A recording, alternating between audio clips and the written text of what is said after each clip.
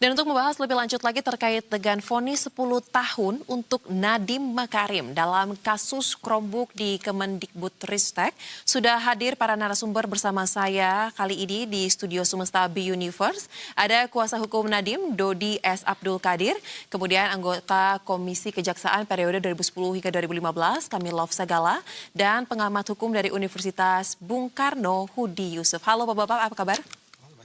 Kabar baik, terima kasih telah meluangkan waktu langsung hadir di studio Semesta B Universe. Dan pemirsa, ada juga narasumber yang turut bergabung melalui sambungan virtual, yakni mantan Hakim Pengadilan Tinggi DKI Jakarta, dan sekaligus sebagai guru besar dari Ahli Hukum Pidana dan juga HAM, Unisula Semarang, Profesor Binsar Gultom, dan juga Ketua BPK periode 2019-2022 Agung Firman Sampurna. Halo, selamat sore Prof. Binsar. Pak Agung, apa kabar? Selamat sore, kabar baik. Baik, terima kasih telah bergabung bersama kami melalui sambungan virtual. Nah, karena kita akan membahas terkait dengan pro kontra vonis 10 tahun untuk Nadiem Makarim dalam kasus yang kita lihat ya Bapak-Bapak ya, saat ini menjadi atensi publik sekali. Nah, saya ingin memulai dari Prof. Binsar, sepertinya menarik untuk menggali pengetahuan Anda ya sebagai seorang mantan Hakim Pengadilan Tinggi, Prof. Ada dissenting opinion yang kita lihat semakin memantik pro kontra dalam kasus ini. Pertanyaannya, Prof, apakah dengan kehadiran dissenting opinion dalam putusan tersebut menunjukkan bahwa sebenarnya kasus ini sejak awal berada di ranah abu-abu atau justru ini merupakan hal yang sangat lazim sebenarnya? Silakan. Baik, terima kasih. Mbak, siapa saya boleh bicara? Dengan Souza Hutapea, Prof. Oh, Souza Hutapea. Jadi begini, masalah dissenting opinion itu atau perbedaan pendapat itu sudah lazim terjadi di dalam satu putusan. Di sanalah membuktikan adanya satu hubungan kebebasan berpendapat di antara majelis. Ini akan ada 5 orang majelisnya toh. Ada 5 orang, jadi 1 orang saja yang dissenting opinion. Dan ini berbeda pendapat ini sudah diatur memang jelas di dalam peraturan perundang-undangan di Indonesia lah, dan itu sudah lazim. Nah, namun sekalipun dia berbeda pendapat, tetap itu akan dicatat atau dimasukkan pertimbangan hukumnya di dalam putusan. Bahkan sekalipun dia dissenting opinion minoritas begitu, tetap harus ikut menandatangani putusan.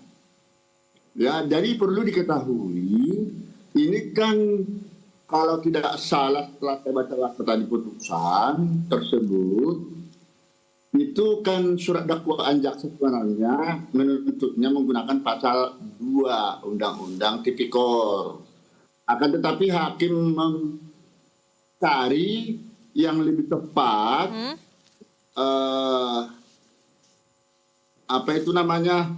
hukum yang tepat itu di pasal 3 Undang-Undang Tipikor. Karena terdakwa Nadiem ini adalah salah satu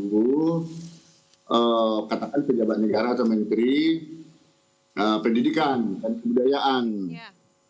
Jadi kalaupun dia tidak menerima aliran dana secara pribadi, ya kan, asalkan ada kerugian negara kalau tidak salah antara 1,2 atau 1,5 triliun dan itu menguntungkan orang lain atau korporasi, nah itu dapat dipidana. Baik. Makanya dia dijatuhi pidana 10 tahun yang sebelumnya 18 tahun tuntutan jaksa. Jadi begitu Mbak, dalam hal ini, jadi sekarang ini apakah sudah banding atau tidak, ada mungkin dengan adanya dissenting opinion ini akan mempengaruhi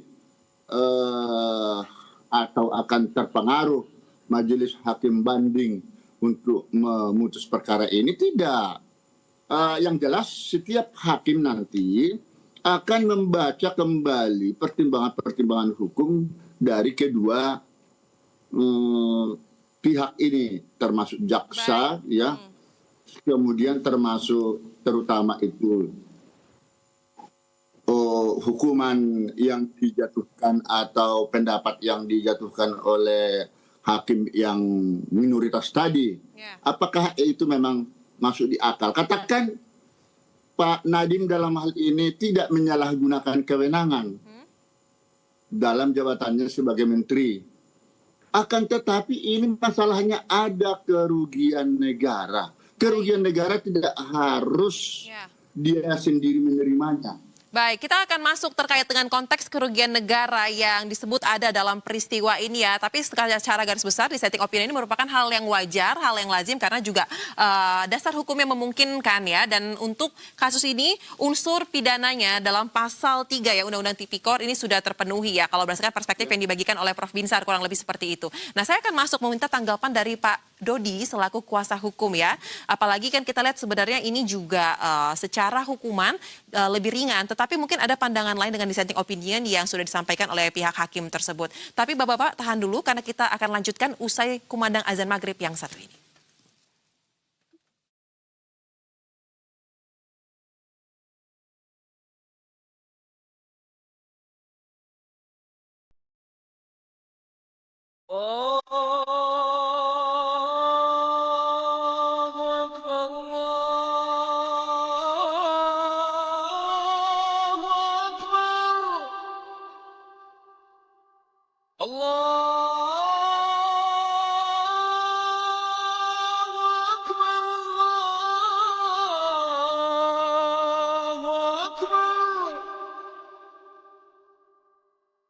أشهد أن لا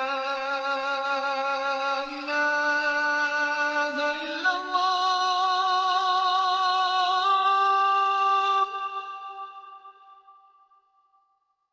أشهد أن لا إله إلا الله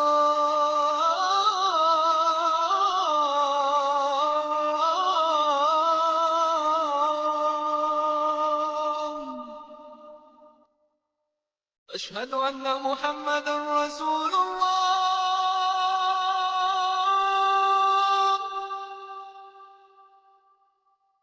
أشهد أن محمدا رسول الله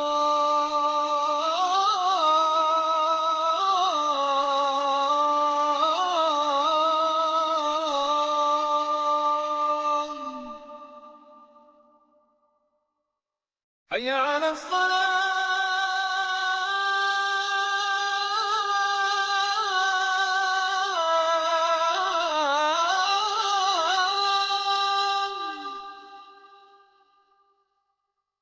حي على الصلاة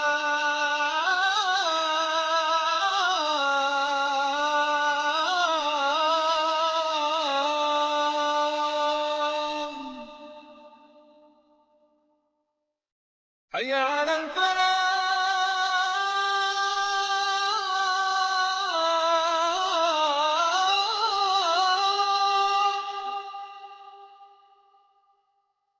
حي على الفلاح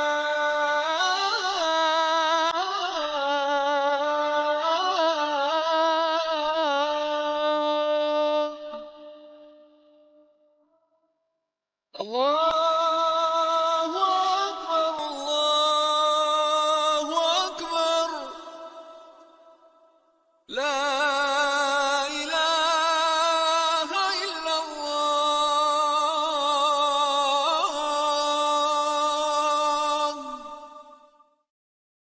Terima kasih pemirsa, Anda kembali bersama kami di Berita Satu Utama dan kita lanjutkan dialog. Kalau tadi Prof. Binsar mengatakan kurang lebih unsur pidananya dalam pasal 3 ya, dakwaan sekunder ini telah terpenuhi. Nah, mungkin ada tanggapan nih dari kuasa hukum nih Pak Dodi terkait dengan bagaimana Anda dan juga tim melihat proses persidangan. Apakah dengan putusan yang sudah diberikan, meskipun ini lebih rendah daripada tuntutan ya, tetapi ada nggak melihat bahwa hakim dalam persoalan ini gagal melihat suatu fakta yang terbuka dalam persidangan? Ya, terima kasih Mbak Sosa. Jadi adanya dissenting opinion yang berlawanan secara material, ya, karena dissenting opinion ini ada yang perbedaannya sangat sumir, misalnya perbedaan hukuman. Ya. Dalam hal ini dissenting opinion ini signifikan, ya. 4 majelis menyatakan dakwaan subsidiar terbukti, ya, menolak dakwaan primer. Dakwaan primer tidak terbukti, kemudian dia masuk ke pembuktian dakwaan subsidiar. Ya. Nah, Hakim Andi menyatakan bahwa dakwaan primer tidak terbukti, dakwaan subsidiar tidak terbukti, dan terdakwa Nadiem Anwar Makarim harus dibebaskan. Nah, kalau kita melihat putusan ini kan putusan majelis, bukan putusan perseorangan. Nah, dalam pidana dikenal azas in dubio pro reo. Apabila ragu, ya, dikenakan yang menguntungkan terdakwa. Tidak bisa pidana itu dijatuhkan dalam keraguan. Nah, adanya dissenting opinion ini menunjukkan adanya keraguan. Ya. Karena perbedaannya mendasar. Satu menyatakan terbukti, satu menyatakan tidak terbukti. Ya. Pengadilan pidana berkaitan dengan pembuktian kebenaran material. Oke. Yang dicari adalah kebenaran. Nah, apakah kebenaran bisa di-voting? Kalau kita menyatakan jaket Ibu Sosa merah, kemudian ada 10 orang menyatakan jaket Mbak Sosa biru, apakah karena saya cuma sendiri menyatakan merah bisa kalah dengan 10 orang, ya, yang menyatakan biru? Ya. Nah, ini perumpamaannya. Jadi bahwa adanya dissenting opinion ini menunjukkan adanya tanda tanya besar di dalam penetapan Pak Nadiem sebagai tersangka. Walaupun itu 4-1, suara mayoritas tetap mengatakan terbukti secara unsur pidananya telah terpenuhi? Iya, tadi bahwa majelis menyatakan bahwa persidangan pidana ini mencari kebenaran material. Apakah kebenaran itu bisa di-voting? Apakah karena lebih banyak berarti yang banyak lebih benar? Oke. Karena kebenaran itu adalah kebenaran yang hakiki. Ya. Nah, kalau Ibu Mbak Sosa flashback ke belakang, ya, pada saat penetapan tersangka Pak Nadiem Anwar Makarim dinyatakan apa? Ada perencanaan dari sebelum menjadi menteri, Baik. sudah membentuk grup chat Mas Menteri, yang merugikan keuangan negara 9 triliun karena kerombok mangkrak. Ternyata tidak ada sama sekali. Baik. Nah, dengan demikian maka, ya, apa yang terjadi di proses persidangan ini adalah kegagalan. Baik. Jaksa membuktikan dakwaannya. Baik. Karena apa? Apa yang disampaikan jaksa di dalam memilih antara dakwaan primer dan subsidiar, jaksa menyampaikan tuntutan pada dakwaan primer. Yang kemudian dinilai berdasarkan fakta-fakta persidangan, hakim memutuskan bahwa dakwaan primer tidak terbukti. Baik, baik. Nah, sebelum kita terlalu jauh, saya ingin masuk kepada pembuktian. Anda mengatakan tadi soal pembuktian yang jadi hal yang penting. Bang Kamilov sebagai anggota Komisi Kejaksaan ya, pernah aktif ya. Bagaimana Anda melihat sebenarnya kualitas pembuktian kemarin di dalam persidangan tersebut? Baik, makasih Pak Sosa. Jadi kalau kita mengikuti peristiwa perjalanan sidang ini sangat menarik sekali. Kenapa saya katakan menarik? Jaksa, saya kasih apresiasi. Ini suatu kegiatan atau kejahatan yang di mata awam ini sangat sulit untuk bisa diangkat. Dengan adanya undang-undang baru, KUHP yang baru, ini sekarang jadi ada 8. Jadi alat bukti. Ini juga akan memperkuat bagaimana jaksa membuktikan. Nah, saya lihat dalam peristiwa perjalanan kasus ini, jaksa sedikit banyaknya sudah membuktikan. Oke. Mulai dari saksi-saksi, data, dan fakta-fakta yang terjadi di peradilan. Hanya sayangnya dalam putusan yang terakhir yang kita lihat di putusan kemarin, itu pemenuhan yang diharapkan oleh jaksa 18 tahun hanya 10 tahun, Yang 1 miliar itu yang dipenuhi, yang 4,5 cuma 809 miliar yang dipenuhi oleh hakim. Ini menunjukkan jaksa harusnya lebih maksimal. Oke. Nah, saya melihat peluang ini besar. Kenapa? Ini ada prestasi jaksa yang belum terangkat dalam peristiwa hukum di sini. Apa yang belum terangkat? Sebenarnya tadi di poin terakhir jaksa bicara adalah masalah aplikasinya dari Chromebook itu yang bernilai tinggi sebenarnya untuk jadikan bukti. Nah, kalau rekan-rekan jaksa nanti ke depan berpikiran, seandainya nih ya, Nadiem sudah mengatakan banding, tapi jaksa masih belum.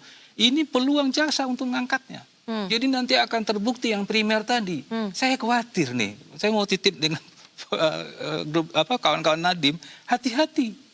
Kenapa? Ini kejahatan yang bukan main-main. Dan itu belum terungkap sepenuhnya. Ini baru menurut saya 35%, 40% baru yang terungkap. 60% ini nanti dibanding bisa terungkap. Baik, jadi belum menyentuh kepada akarnya. Belum. Jadi kalau ini diangkat, kawan-kawan yang ngerti tentang bagaimana teknologi digital ke depan, ini sangat luar biasa kasusnya. Jadi singkatnya Bang, menurut Anda jika ini banding berjalan justru akan dirugikan pihak Nadiem? Betul. Oke. Ini yang saya wanti-wanti. Kenapa? Ini ada kejahatan yang sifatnya global player. Kalau ini diungkap, luar biasa Nadiem sebagai, menurut saya dia elit global, ini akan terungkap dan menjadi masalah besar. Baik. Sebelum kita lebih jauh lagi membahas tentang substansi yang lebih mengkerucut seperti Anda katakan, boleh tanggapannya seperti apa Pak Dodi? Bahwa ini sebenarnya belum sampai kepada akar permasalahannya. Apakah Anda melihat juga hal gini atau tanggapan gimana? Ya. Jadi memang betul bahwa hakim tidak menggali sampai akar permasalahan. Ya. Hakim tidak melihat bahwa 1,6 juta Chromebook yang dibeli itu telah memberikan kontribusi di dalam pemerataan pendidikan. Ya. Yang pertama, materi pendidikan sebelum adanya Chromebook itu berbeda antara materi pendidikan yang diberikan di Jakarta dengan yang diberikan di Wamena, yang diberikan di Ujung Pandang, yang diberikan di Aceh. Sehingga ada disparitas kualitas mutu pendidikan. Dengan adanya Chromebook ini, maka semua materi pengajaran dibuat seragam, ya, disebarkan melalui Chromebook dengan biaya sangat murah. Sehingga saat ini kualitas pengajaran yang diterima oleh anak didik di seluruh Indonesia sama. Tidak perlu mencetak buku yang sebelumnya Departemen Pendidikan harus mencetak dengan anggaran puluhan triliun. Ya. Jadi kalau ini digali, ya, kalau ini digali kemanfaatan Chromebook ini justru telah memberikan suatu potensi ya bagi negara Indonesia di dalam memajukan anak didik kita, anak didik generasi muda pelajar pada kualitas yang sama dengan biaya penghematan puluhan triliun rupiah. Jadi Anda melihat persoalan itu belum tersentuh sehingga hakim gagal ya dalam konteks ini menggali ke dalam itu. Tetapi tadi kan konteksnya dari Pak Kamilov adalah ada persoalan besar yang bisa terungkap dan ini menjadi bumerang bagi tim Nadiem ketika nanti bisa kebanding persoalan di masa tataran digital ya. Justru bisa dibayangkan saat ini ya Bu ya.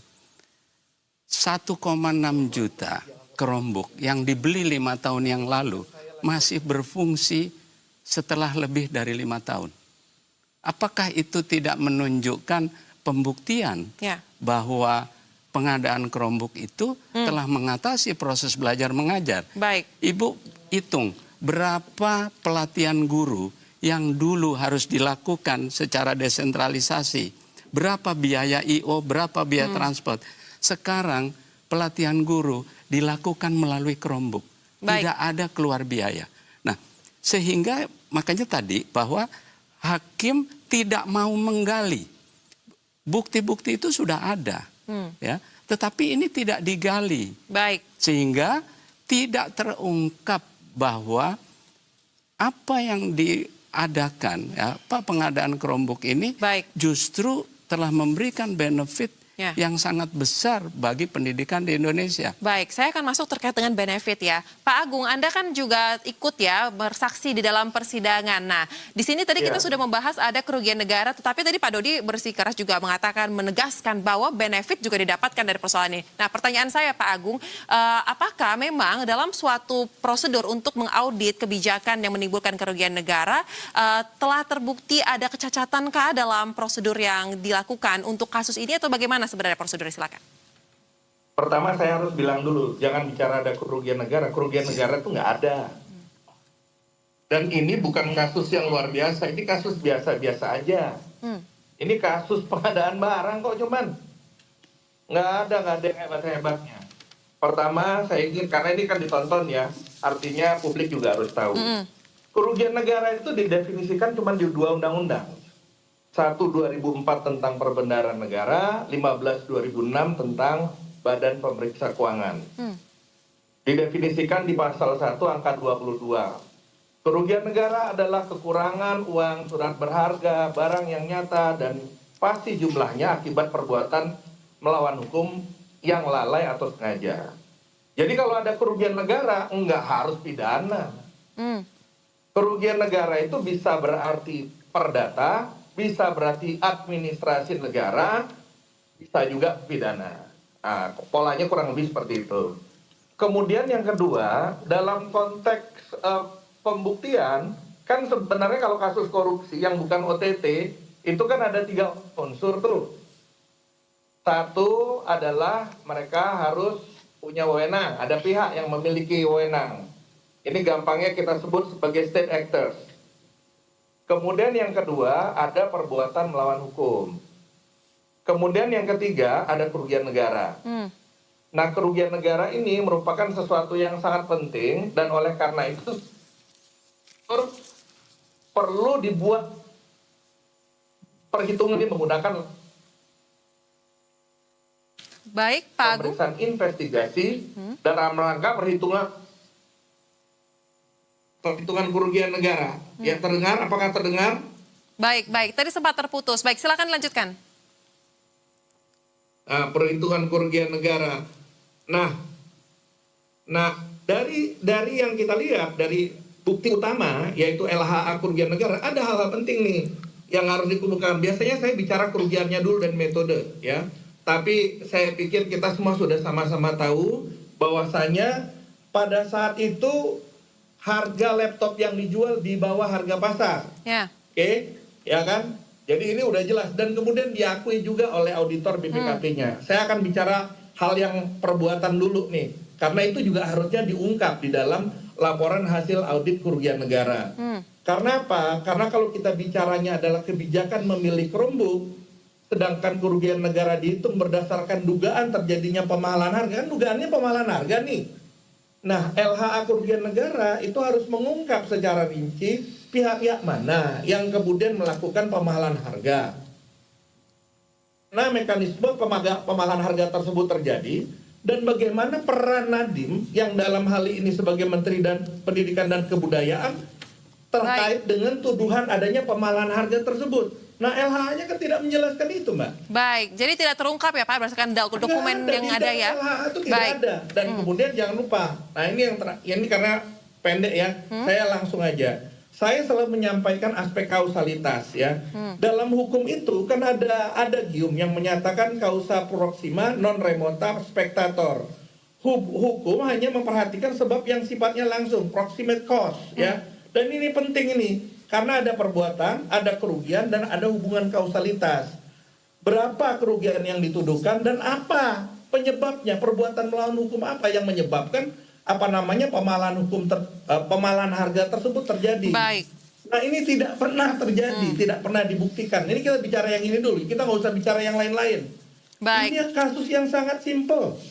Baik. Bahkan kalau misalnya, ini pengalaman saya ya, dengan segala hormat, kalau yang namanya pembangunan gedung aja itu lebih kompleks sebenarnya urusan ini. Saya kan meriksa dari yang paling gampang sampai dengan paling sulit, kayak misalnya kasus-kasus kejahatan keuangan seperti masalah Asabri atau Jiwasraya. Itu susah sekali, kompleks sekali. Ini kasus gampang. Baik.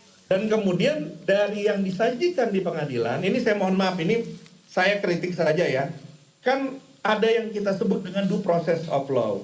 Memang dalam due process of law, hakim itu memang tidak wajib mengikuti semua pendapat ahli. Baik. Tetapi wajib menjelaskan mengapa satu pendapat ahli diterima atau ditolak. Ini kan pendapat Baik. ahli tidak ada yang menjadi pertimbangan hukum sama sekali. Iya, baik. Nah, kalau itu terjadi, maka putusan yang mengabaikan alat bukti penting tanpa argumentasi yang memadai, Ya. itu resikonya adalah tidak memenuhi standar reason judgment. Baik, baik. Jadi Bang Hudi, keputusan boleh itu tidak diberikan beralasan. tanggapan ya terkait dengan tadi sudah disampaikan kerugiannya tidak ada sebenarnya. Tapi kalau Anda Nggak melihat ada, sebenarnya nggak ada, dalam kasus kerugian ini, ya saya ingin melihat bagaimana pandangan dari pengamat hukum pidana ya, khususnya dalam persoalan ini. Apakah unsur pidananya terpenuhi atau justru sebenarnya ini lebih ke persoalan kebijakannya? Enggak, kalau menurut saya ya, hakim itu kan ada 5, satu yang dissenting opinion tuh, sehingga ada 4 hakim yang mempunyai pendapat yang sama ya. Tentu dalam mengambil keputusan, hakim itu kan harus memeriksa alat bukti di persidangan. Tadi ada seperti yang disampaikan Pak Sagala, ada 8 alat bukti di persidangan. Nah, kalau menurut saya ya, dengan adanya 8 alat bukti di persidangan dan hakim juga dapat memeriksa bahkan dapat menilai ini ada kerugian negara atau tidak kan, hakim dapat menilai hal itu di persidangan. Karena itu kalau menurut saya putusan 10 tahun itu sebetulnya sudah sangat ringan Oke. terhadap yang bersangkutan, sudah sangat ringan. Karena ancamannya tuh 18 tahun dan pengembalian kerugian negara itu sampai sekian triliun kan. Dengan dijatuhi hukuman hanya 809 miliar ya. Sedangkan permintaan JPU itu 4 triliun lebih, itu menurut saya udah sangat ringan. Jadi ini kan kasus korupsi ya yang extraordinary crime tuh. Ya. Ya, ini yang kejahatan yang sangat luar biasa, selevel dengan terorisme, selevel dengan penjahat HAM Ya. tuh, dengan narkotika. Oleh karena itu kalau hukumannya ringan, ini negara kita kapan mau bebas dari korupsi? Baik. Menurut saya tidak mungkin. Jadi kalau menurut saya apabila mens rea-nya itu terbukti oleh majelis hakim ya, entah itu nanti terbukti di pasal 2 perbuatan melawan hukum atau pasal 3 ya masalah penyalahgunaan wewenang. Baik. Tapi kalau mens rea-nya terbukti seyogyanya itu sudah jelas ya. Ya.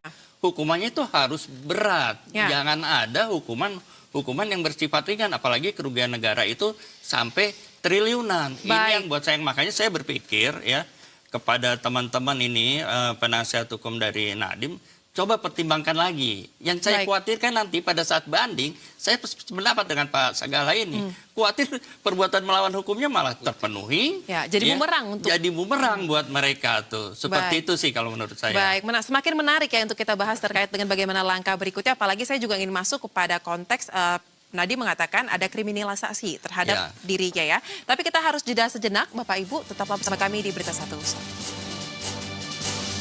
Terima kasih pemirsa, Anda kembali bersama kami di Berita Satu Utama. Nah, sebelum saya menanyakan kepada Pak Dodi ya tanggapan terkait apa yang disampaikan oleh Pak Hudi, saya menarik untuk memasukkan sedikit nih sebelum ke Pak Dodi juga. Prof Binsar, kami melihat ada peristiwa menarik ketika sidang pembacaan putusan itu di mana timnya dari Pak Dodi ya saat ingin memberikan tanggapan, menyampaikan tanggapan dalam ruang sidang terkait dengan putusan yang dibacakan, majelis hakim sudah bergerak pergi meninggalkan ruang sidang. Pertanyaannya Prof Binsar, hal ini lazim nggak sih dan seperti apa sebenarnya aturan ataupun kebiasaan yang ada? Silakan. Baik, terima kasih Mbak. Sepanjang sebelum diketuk palu, tapi sebelum pembacaan putusan, ya amarnya itu, biasanya hakim memang akan menyatakan ya sebelum ketuk terakhir ada 2 alternatif hakim mengatakan. Pertama, nanti setelah putusan ini apabila tidak sependapat, para pihak akan melakukan upaya hukum atau pikir-pikir. Ya. Tapi ada juga setelah sudah ketuk palu, ya setelah diucapkan putusan itu, hakim mengatakan apakah saudara menerima putusan ini. Apabila saudara menerima atau keberatan, silakan upaya hukum atau pikir-pikir. Nah, habis itu tidak perlu dia menunggu jawaban, langsung terakhirnya sekali lagi terus palu langsung pergi mereka. Jadi Baik. sebenarnya tidak harus di situ Ya. jawab jinawab penasihat hukum dengan hakim ketika sudah diucapkan putusan itu. Tapi secara etika ada juga menunggu sebentar, tidak langsung pergi. Nah, dalam kasus ini Anda melihat ada sesuatu yang terjadikah hingga langsung terkesan seperti buru-buru keluar dari ruang sidang? Oh, saya melihat tidak ada kejanggalan, hanya karena saya coba lihat tadi videonya, saya minta kepada hakim terkait segera kirim dulu videonya dia punya. Ya. Ya, bahkan pendapat daripada Andi Sastra Ya. disampaikan kepada saya terkait dengan pendapat beliau Ya. bahwa terdakwa Nadiem itu tidak terbukti masalah. Baik. Nah, jadi kembali lagi kepada tadi ketika di vonis sudah disampaikan pendapat sebelumnya, langsung pergi mereka begitu saja. Jadi kalau itu tidak terlalu persoalkan, tidak berarti takut hakimnya enggak. Ya. Ya, Apalagi baik. kan ada juga majelis pengamanan di sana. Baik. Nah, sekarang kan kalau sudah dijelaskan. Mengenai masalah itu saya tambahkan atau saya garis bawahi di sentuh kepingin tadi. Ya. Ini memang sudah saya katakan pertama tadi adalah hal yang lazim terjadi perbedaan pendapat. Ya, Dan ya. itu diatur dalam aturan undang-undang. Jadi apalagi ini hanya satu orang. Itu hak dia. Tidak ada Baik. fakta di sini. Ya. Nah, itu bukan berarti dengan demikian ini akan perkara ini, wah ini tidak benar, ada tidak konsistenan. Baik, Prof. Kalau Biksar. mungkin di antara mereka ada kesepakatan, ya mungkin bebas. Baik, baik. Nah, kami Ya, sudah tadi menangkap sudah intinya dijelaskan bahwa dengan sikap dari undang-undang. hakim kemarin memang sudah dijelaskan ya tadi ya, tidak ada kewajiban, tetapi etikanya memang harus disampaikan terlebih dahulu ya. Nah, Pak Dodi boleh disampaikan Ya. kenapa kata-kata itu keluar? Karena kan sekarang itu juga memberikan kesan persepsi ke publik seperti ada sesuatu di balik perkara ini. Saat ini pengadilan itu sudah berbeda dengan pengadilan sebelum adanya kemajuan teknologi. Semua proses peradilan itu direkam dan ada rekamannya.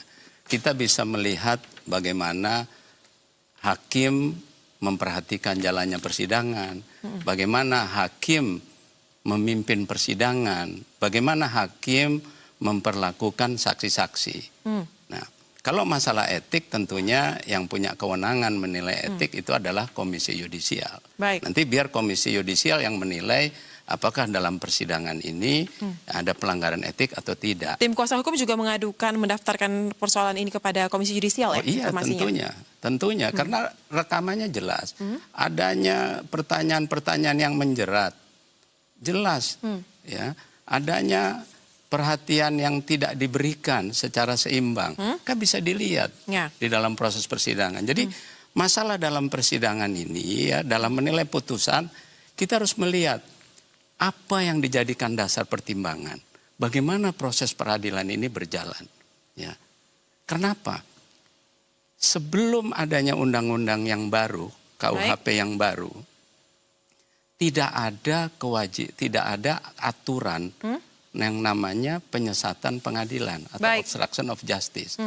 Dalam undang-undang yang baru diatur dalam pasal 378 ya, bahwa menyembunyikan alat bukti yang bisa mengakibatkan orang itu yang tadinya tidak bersalah dinyatakan bersalah, itu ada ancaman pidananya. Baik. Dan siapa yang termasuk dalam objek pasal 378 termasuk aparat penegak hukum. Baik. Nah, kalau kita melihat di dalam pertimbangan yang digunakan oleh majelis hakim, ada beberapa pertimbangan yang sangat kritikal ya, terutama di dalam penentuan adanya kerugian negara, ada pertimbangan yang menyatakan bahwa surat jaminan mutlak Ya. ya tidak bisa dijadikan pertimbangan Baik. karena bukan merupakan barang bukti. Baik. Nah, padahal surat jaminan mutlak tersebut Ya. jelas ditunjukkan kepada Tanggung jawab hakim. mutlak, Pak Dodi. Ya, surat tanggung jawab mutlak ya. Surat pernyataan tanggung jawab mutlak. Nah, itu. Surat pernyataan tanggung jawab mutlak Ya. ya. Diterangkan oleh saksi fakta Ketua LKPP yang menyatakan bahwa kehati-hatian di dalam pengadaan Chromebook sudah diterapkan pada kehatian yang paling tertinggi. Ya. Yaitu apa? Dipersyaratkannya setiap vendor Ya. membuat surat jaminan mutlak. Baik. Isinya apa? Jika ada kemahalan, Ya. ya, maka vendor wajib Ya. menyetorkan selisih harga kemahalan tersebut kepada kas negara. Baik. Dengan demikian maka tidak mungkin terjadinya kerugian negara. Baik, baik. Nah, tahan dulu Pak. Saya ingin perspektif dari Bang Hudi. Jadi Anda melihat bahwa ini sebenarnya kalau mendengarkan apa yang disampaikan oleh Pak Dodi tadi ya, ini kan pengadaan, fokusnya kepada pengadaan. Tetapi benarkah Anda juga merasa bahwa ini fokus ke pengadaan atau justru persoalan lain kebijakan yang sebenarnya yang paling disorot?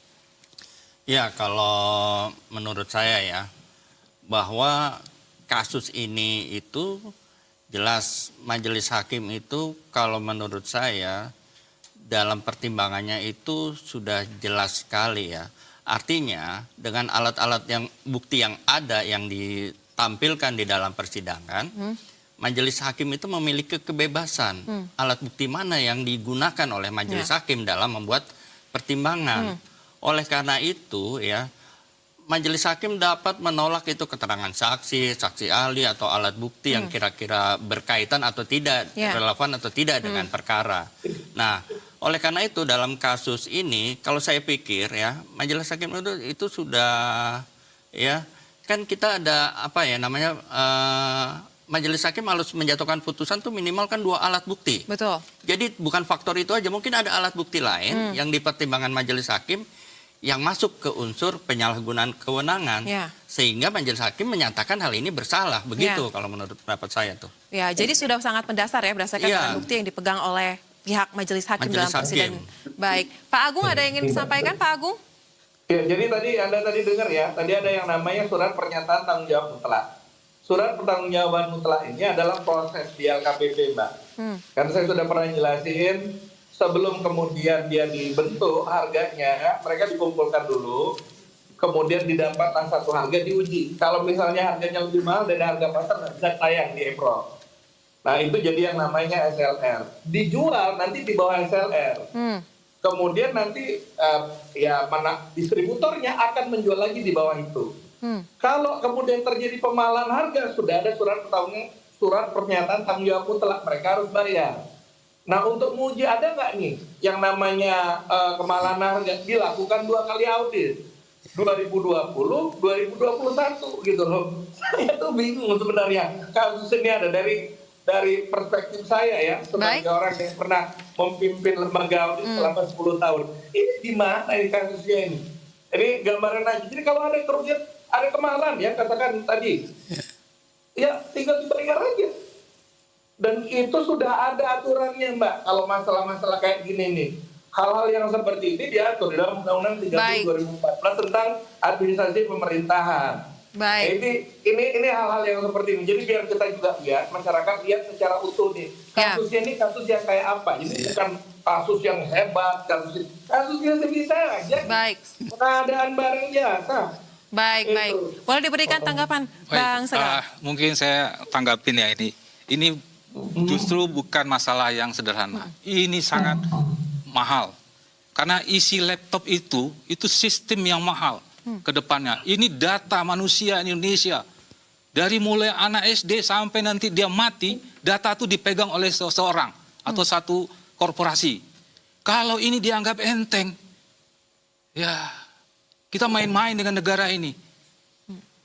Manusia yang ada di data ini yang menjadi mahal. Bukan laptopnya, Google bukan jual laptop. jual peralatan di dalam isi laptop itu otak namanya. Itulah penguasaan manusia ke depan. Kalau ini dianggap hal-hal biasa, menurut saya ini salah langkah. Inilah yang menyebabkan Pak, jaksa yang di Google bikin itu apa, Pak? itu ada Chrome Ops-nya. Chrome Ops-nya itu yang mahal, Pak. Belum ada TPPU-nya, belum ada lagi yang juristan yang kabur. Ini mahal, Pak. Dodi dijelasin itu apa itu. Juristan ini adalah otak yang akan Dari menjadikan Komjas bukti, harus Pak. tahu tuh. Saya berharap jaksa akan mengungkap ini di banding. Kalau ini dibuka di banding, sorry itu saya, Pak. Selesai nanti, Pak. Karena inilah kekuatan jaksa menjadi bom waktu untuk rekan-rekan kita pengacaranya Nadiem. Kenapa? Nilainya adalah bukan nilai sederhana. Jadi 809 miliar yang dikeluarkan dan diputuskan oleh hakim itu tidak ada apa-apanya, Pak. Bayangkan anak kita yang jutaan Baik. di Indonesia nanti yang menanggung Baik, itu. Bu. Saya Baik, Pak boleh Agung. menambahkan. Baik, Boleh saya silakan. tambahkan? Baik, silakan. Ya, jadi ini terkait dengan banding tadi, upaya kita. Nah, ini kan perkara sudah naik banding kan ke Pengadilan Tinggi DKI. Ya, Sudah. betul, Prof. Karena itu sudah, itu pihak penasihat hukum daripada Nadiem Makarim. Pak Nadiem, jangan sempat itu terlambat.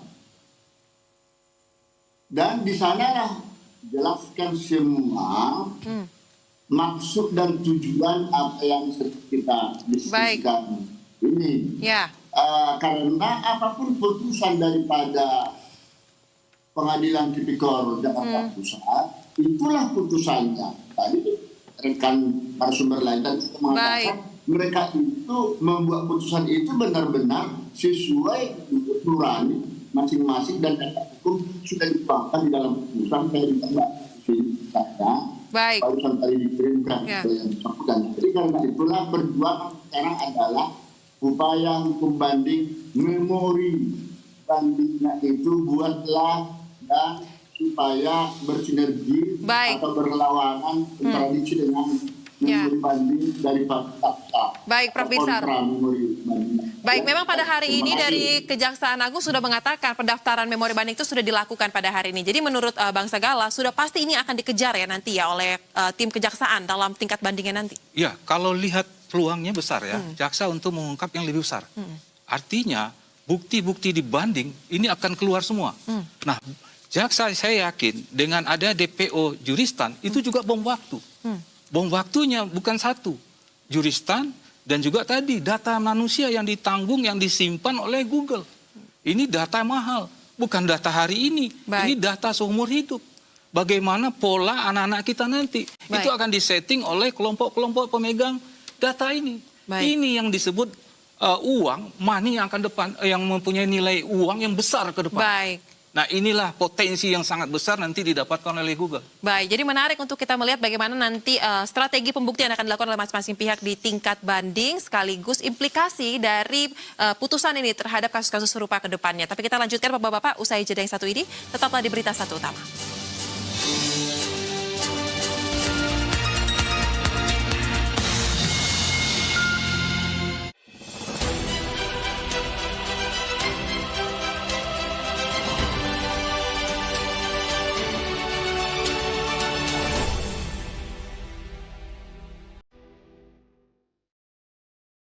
Dialog Ekonomi dalam isu-isu kritis terkait situasi dan perkembangan ekonomi Indonesia. Hari ini tema diskusi kita adalah mendanai masa depan, strategi fiskal mandiri menuju Jakarta, kota global. Bersama para pengambil kebijakan. Mungkin baru pertama kali ada di Republik ini yang namanya obligasi daerah. Obligasi Jakarta kita terbitkan 3,5 triliun rupiah. Saksikan Investor Daily Roundtable.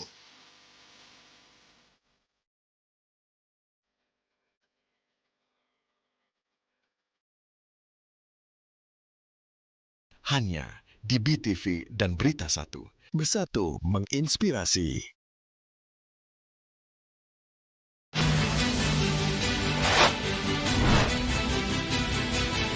Tahun 2025, kita bicara tentang mimpi swasembada energi.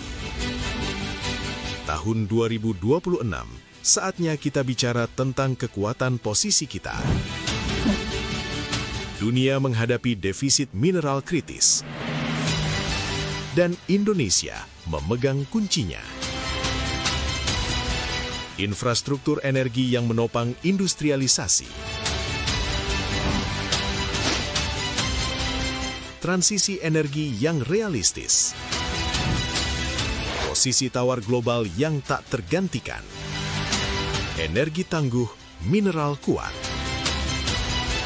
B-Universe mempersembahkan Energi Mineral 2026. Saatnya kita tunjukkan kekuatan bangsa.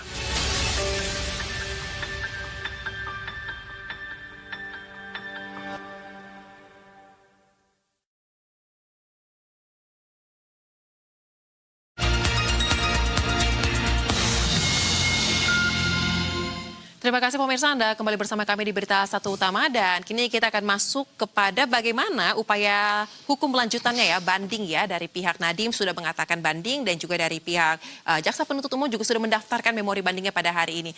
Nah Pak Dodi, dengan apa yang tadi disampaikan oleh Bang Hudi dan juga Pak Sagala, apakah posisi keyakinan dari tim kuasa hukum tetap akan melanjutkan banding dan sudah mulai menyusun memori bandingnya dengan strategi yang tertentu, atau justru ada waktu untuk berpikir-pikir lagi? Karena kan 7 hari ini lumayan ya. Ya, jadi dari hasil persidangan sebenarnya sudah jelas ya. Publik juga sudah melihat adanya kegagalan jaksa di dalam membuktikan tuntutannya. Oleh karena itu majelis hakim juga menolak ya. Menyatakan bahwa tuntutan yang disampaikan oleh jaksa pada dakwaan primer tidak terbukti. Nah, kemudian juga terbukti juga 4 majelis hakim tidak bisa meyakinkan 1 majelis hakim. Ya. Tetap 1 majelis hakim melihat peristiwa proses persidangan, fakta-fakta di persidangan dengan jernih, sehingga sampai pada putusan bahwa dakwaan primer maupun dakwaan subsidiar tidak terbukti. Ya. Kerugian negara tidak terbukti, penyalahgunaan kewenangan tidak terbukti. Kenapa? Kebijakan yang diterbitkan oleh Pak Nadiem sudah diaudit 2 kali, 2003, 2024. Diaudit oleh BPK, diaudit oleh BPKP 2 kali. Ya.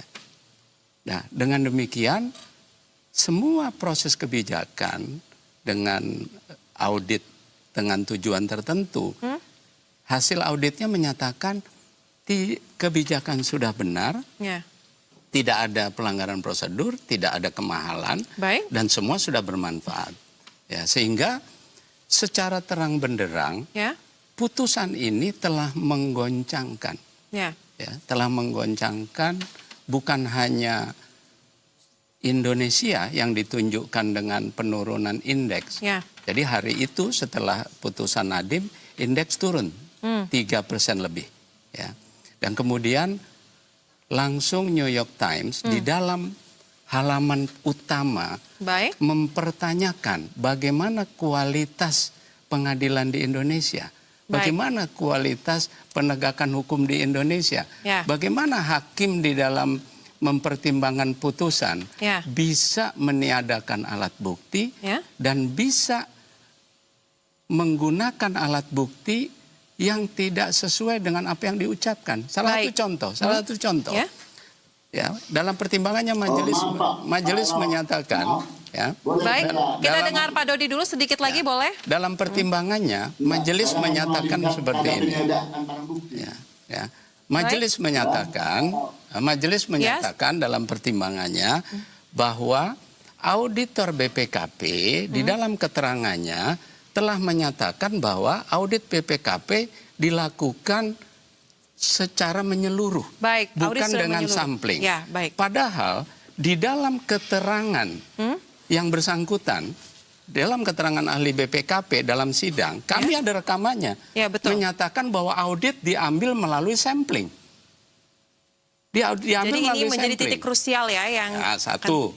Kedua, data yang digunakan oleh audit BPKP dibantah oleh vendor. Baik. Terjadi perubahan. Kami sudah meminta data ini. Baik. Dan dijanjikan diberikan, tapi sampai putusan tidak bisa diberikan. Baik. Jadi ada ya proses peradilan yang dipertanyakan. Baik, dan ini tetap pada pendirian akan lanjut pada banding ya. Memori bandingnya sudah Justru disusun. ini penting untuk menunjukkan kepada Diperjuangkan di tingkat dunia banding. internasional bahwa wajah peradilan itu tidak seperti peradilan Nadim. Baik, baik. Ini hanya case by case saja, kebetulan saja, Ya. ataukah memang ada tanda tanya? Ya. Kenapa? Apakah ada apa namanya? Mungkin apakah bisa ada tekanan atau apa? Baik, ada kepentingan lain gitu ya, kurang lebih. Nanti Baik. kita bisa tahu ya, Ya. Bu ya. Tetapi yang jelas, bagaimana mungkin ya 5 orang melihat satu barang, ya. ini fakta ya, Ya. bisa berbeda faktanya. Baik, kami sudah menangkap terkait dengan hal itu. Boleh tanggapannya, Bang Ya, Segala? Saya melihat hal ini, pertama saya harus mengingatkan sekali lagi kepada kawan-kawan di PH-nya Nadim, bahwa ini akan membuat jaksa akan membuktikannya di banding. Kenapa? Ini mudah sekali bagi jaksa untuk membuktikannya.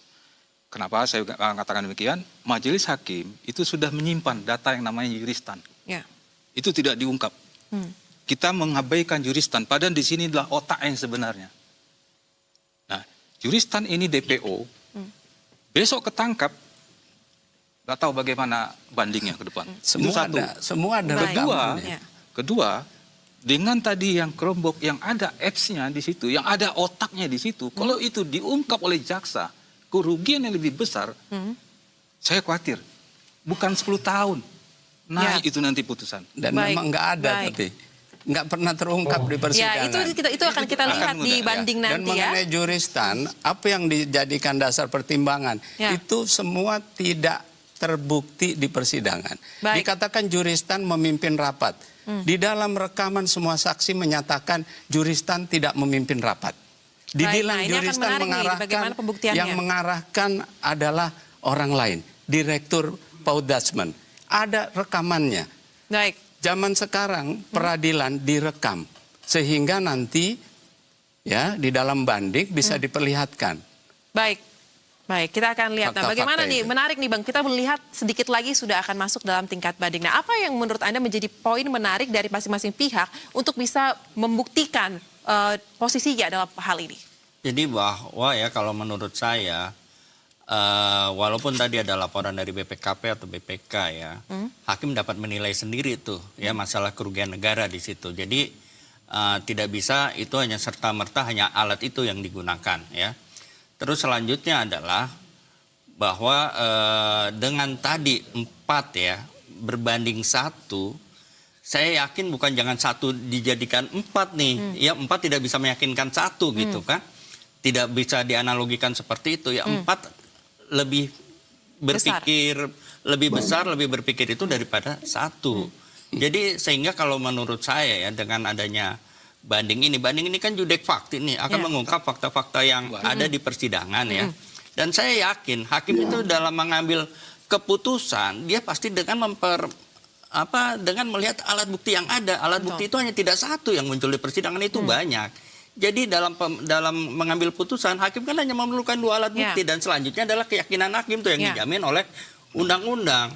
Oleh karena itu saya makanya menganggap dalam banding ini ada risiko yang begitu besar. Kalau hanya mempermasalahkan kerugian negara saja nih, ya kan? Karena bisa jadi ya hakim itu menilai ada kerugian negara tapi tidak mengikuti yang ini, dia dibuktikan di dalam persidangan. Oleh karena itu tadi saya agak paham dengan Pak Segala, ya khawatir nanti dalam banding malah perbuatan melawan hukumnya terbukti sehingga hukumannya jauh lebih berat dari yang sudah ada begitu. Jadi di dalam pasal 378 aparat penegak hukum yang salah di dalam mengambil putusan ya yang kemudian bisa terbukti adanya penyembunyian data di dalam proses persidangan itu juga terkena resiko. Ya, baik. Dia bisa terkena resiko hukumannya 9 tahun plus 1/3. Baik. Undang-undang mengatur bahwa penegak hukum sekarang juga beresiko. Apabila nanti dibanding terbukti ada penyembunyian data, ada obstruction, of justice, ada penghalangan keadilan dalam proses persidangan. Baik. Semua ada resiko. Baik, baik. Jadi juga kalau misalnya kalau kita melihat resiko, semua ada resiko. Ya, baik. Nah, menarik nih. Boleh beri tanggapannya ini Prof. Binsar terkait dengan nanti dibanding, nih seperti apa? Betul, saya pertama mau saya tanggapi ada kesan tadi diadakan bukti atau saksi.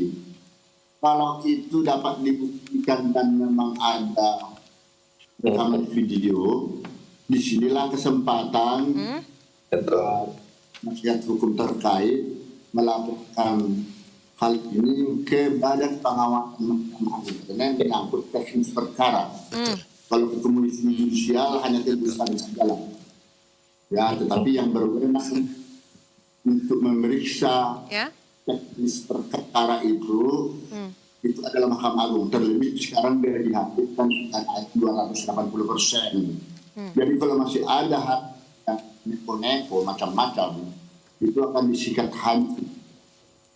Nah, kemudian karena kasus perkara ini selesai sudah di tingkat pertama, kan sekarang sudah maju pada upaya hukum banding. Betul. Di tempat banding inilah dikatakan zudek fakti yang kedua ini. Dan di sana akan dinilai lagi penerapan hukumnya itu sebelum masuk nanti ke tingkat kasasi. Apakah penerapan hukum tadi pasal 3 junto pasal 604 KUHP yang baru nomor 1 tahun 2023 itu memang itu tepat atau harus masuk kepada pasal 2. Nanti akan dinilai lagi kembali itu. Dan itu nanti juga setelah dibilang tinggi ini, biasanya karena saya bukan hakim tinggi pengadilan negeri kita, bahkan yang sudah lebih sebagai hakim, itu biasanya akan kita periksa itu kedua pertimbangan tadi yang setting dan yang mayoritas.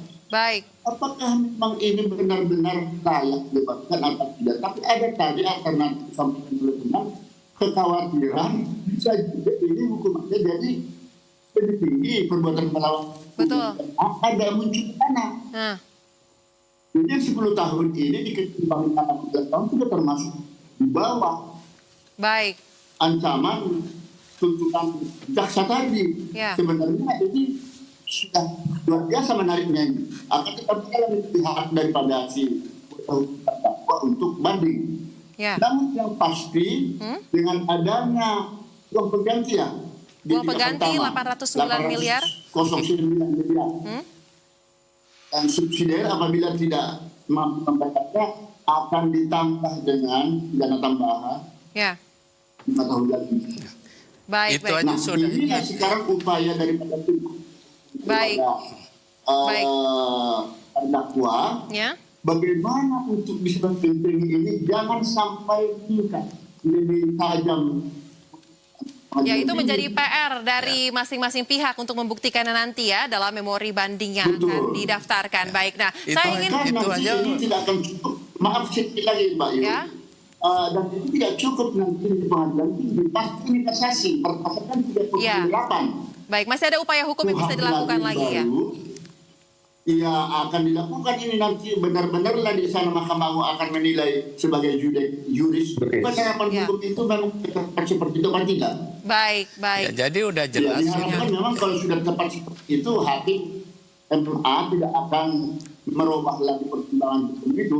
Ya sudah, kuatkan apa yang dilakukan oleh putusan sebelumnya. Jadi tolong dalam hal ini tim penasihat hukum Nadiem ini berjuang di dalam memori bandingnya. Ya tentu itu pasti dilakukan oleh tim kuasa hukum Nadiem. Baik. Jadi yang paling aneh ya uang pengganti uang pengganti itu diterapkan Nadiem harus membayar 809 miliar.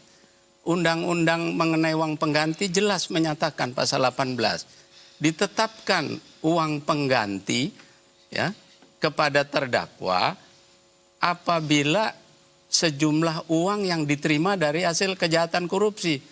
Di dalam persidangan, majelis menyatakan tidak terbukti ada aliran dana dan keuntungan untuk Pak Nadiem.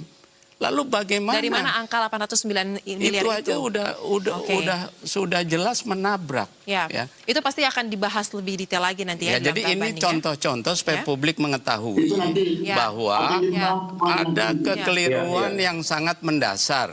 Bagaimana undang-undang menyatakan uang pengganti dikenakan kepada penerima hasil kejahatan. Sementara Nadiem di dalam persidangan, majelis pun menyatakan tidak terbukti adanya aliran dana. Baik. Nah, saya akan minta berarti pandangannya terakhir nih kepada Pak Agung, karena ini akan berlanjut di memori banding pemeriksaan judeks faksi yang akan dilakukan. Nah, seperti apa sebenarnya jika suatu kebijakan atau keputusan ini benar-benar konkret menimbulkan kerugian negara, apalagi kalau disangkutkan tadi ya, 809 miliar itu kalau di hakim bilangnya tidak terbukti ada memperkaya diri sendiri. 809 miliar itu kan penambahan modal Google ke dalam PT Akap, Mbak. Jadi PT Akap dia nambah 809 miliar. Akibat penambahan tersebut, maka sahamnya Pak Nadiem terdilusi. Terdilusi itu artinya dia mengalami pengurangan manfaat, voting right-nya turun, jatah dividennya turun. Kalau itu yang dijadikan, itu merugikan Pak Nadiem. 809 miliar itu menyebabkan Nadiem menjadi rugi. Jadi dividen yang diterima jadi lebih sedikit, voting right-nya jadi sedikit. Jadi gini deh, menurut saya gini. Saya sepakat dengan, terima kasih Prof. Binsar tadi, insight-nya. Ini jadi saya juga sebagai pembelajar hukum, saya menjadi dapat ada ruang ya juga. Kalau misalnya ternyata ada masalah-masalah tadi itu bisa ke Bawas.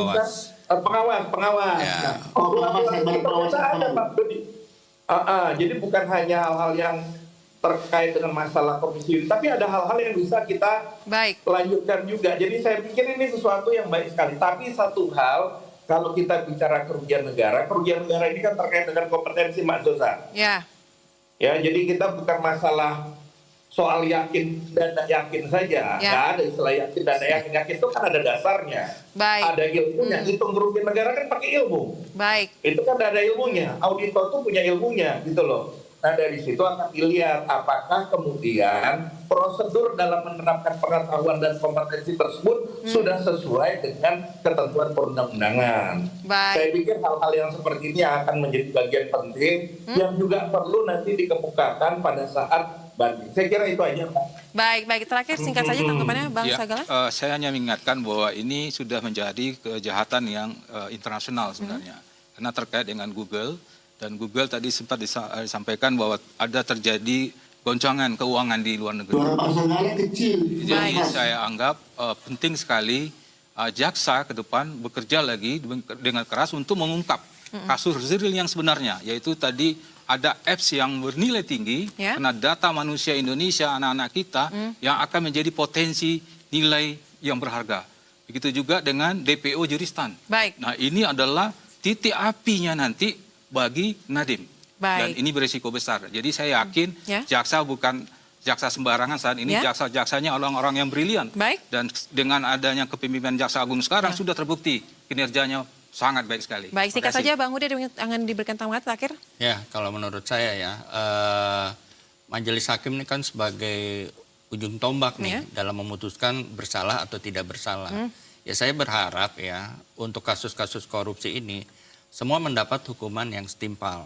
Terus masalah dalam memutus bersalah dan tidak bersalah, majelis hakim itu harus betul-betul independen dan profesional secara jujur dan adil dalam menilai setiap perkara. Sehingga tidak akan menimbulkan polemik seperti ini terjadi lagi. Nah karena waktu kita terbatas, saya konfirmasi sekali lagi, memori banding sudah didaftarkan kah Pak? Sudah didaftarkan. Sudah, baik. Berarti kita tinggal tunggu ya kelanjutannya. Pernyataan banding sudah didaftarkan dan sekarang sedang berproses. Penyusun hukum kita, marwah pengadilan kita diuji. Apakah pengadilan kita mampu menunjukkan integritas sebagai pemberi keadilan. Baik. Kita Karena akan nantikan ya. pengadilan sekarang baru tempat mencari keadilan, belum menemukan keadilan. Baik, oleh karena Nah, itu gitu. menarik untuk kita lihat bagaimana nanti di tingkat banding akan berjalan. Jadi waktu yang ada dipersiapkan sebaik mungkin oleh masing-masing pihak untuk nanti saling adu bukti dan juga bagaimana strategi akan dilakukan di tingkat banding. Karena waktu kita terbatas Bapak-Bapak, kita lanjutkan di lain kesempatan. Terima kasih untuk seluruh narasumber yang telah terhubung.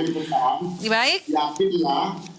Yakinlah masyarakat, ya pemirsa, sekarang sudah banyak berubah di peradilan, hakim-hakim.